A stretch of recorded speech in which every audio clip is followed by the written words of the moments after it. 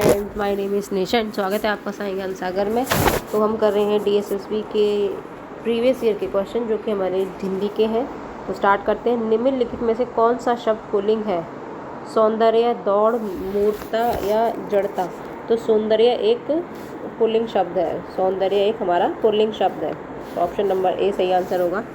माधुर्य शब्द है विशेषण, क्रिया विशेषण या सर्वनाम। तो माधुर्य शब्द एक भाववाचक संज्ञा है। जो कुछ न जानता हो अज्ञ है। जो कुछ न जानता हो वो अज्ञ है। आप मेलित कारक चिन्ह को पहचानिए। कर्ता ने करण से संप्रदान के लिए अधिकरण के द्वारा नहीं। ये तो ऑप्शन नंबर 4 इसका सही आंसर होगा। संयुक्त वाक्य पहचानिए। घंटी किसने बजाई? मैं वहाँ पहुँचा और घंटी बज गई। तुम्हें वहाँ जाना चाहिए। जो ही खबर मिली मैं चला गया। मैं वहाँ पहुँचा और घंटी बज गई।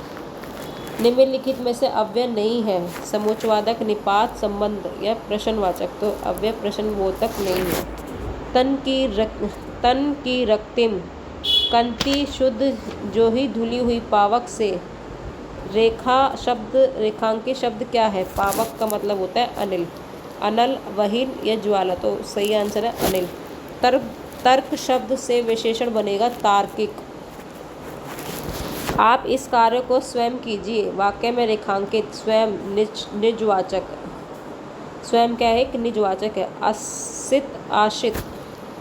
आसित का मतलब होता है काला। आशित का मतलब खाया हुआ। निम्नलिखित में मिश्र वाक्य कौन सा है? वह लड़ाई में हार गया।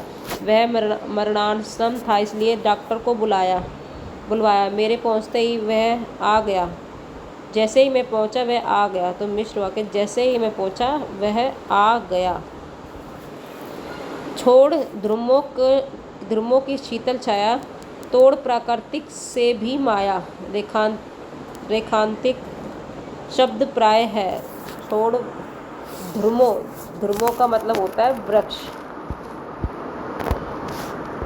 निम्नलिखित में से कौन सा शब्द स्त्रीलिंग है? भवन, चातक, अरुण या मार। मार एक स्त्रीलिंग शब्द है।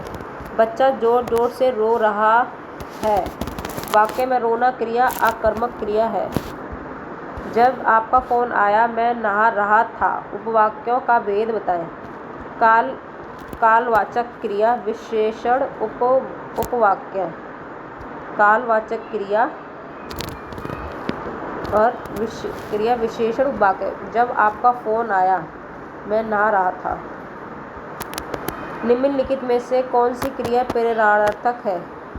सोना, पीना, जागना, हंसना। तो जागना एक प्रेरणार्थक है। निम्नलिखित में से कौन सा वाक्य प्रकार नहीं होता? सरल वाक्य, संयुक्त वाक्य, मिश्र वाक्य, दीर्घ वाक्य नहीं होता। कनक शब्द का अर्थ है कण। कनक शब्द का अर्थ है कण। अभिनेता शब्द का स्त्रीलिंग बनेगा अभिनेत्री। कौन सा वाक्य सरल है? वक्त निकल जाता है पर बात रह जाती है। वह कहता है कि मेरे घर आओ। उसने अपना दोष मान लिया। आदि शब्द का विलोम होता है अंत। आदि का विलोम होता है अंत। अतिवृष्टि शब्द का विपरीतार्थक होता है अनावृष्टि। अतिवाष्टिक का शब्द का विपरीतार्थक होता है अनावृष्टि। जल शब्द का पर्यायवाची नहीं है। नीर, तोय, अम्बु। वारिद नहीं है। बाकी तो तीनों पर्यायवाची शब्द हैं। आकर्षण शब्द का विलोम क्या होगा? विकर्षण। आकर्षण शब्द का विलोम होगा विकर्षण। गतिशील न होने के कारण ही पहाड़ को कहा जाता है। गतिशील न होने के कारण पहाड़ को कहा जाता है शैल, गिरि, पर्वत, नग।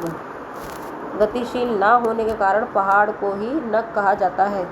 मिथ्या शब्द का विलोम शब्द होगा सत्य। मिथ्या शब्द का विलोम होगा सत्य। 2 बार जन्म लेने के कारण पक्षी को कहा जाता है द्विज। 2 बार जन्म लेने के कारण पक्षी को कहा जाता है द्विज। नीर शब्द के साथ दा जोड़ने से उसका अर्थ बदल जाएगा। निर्दा, बादल।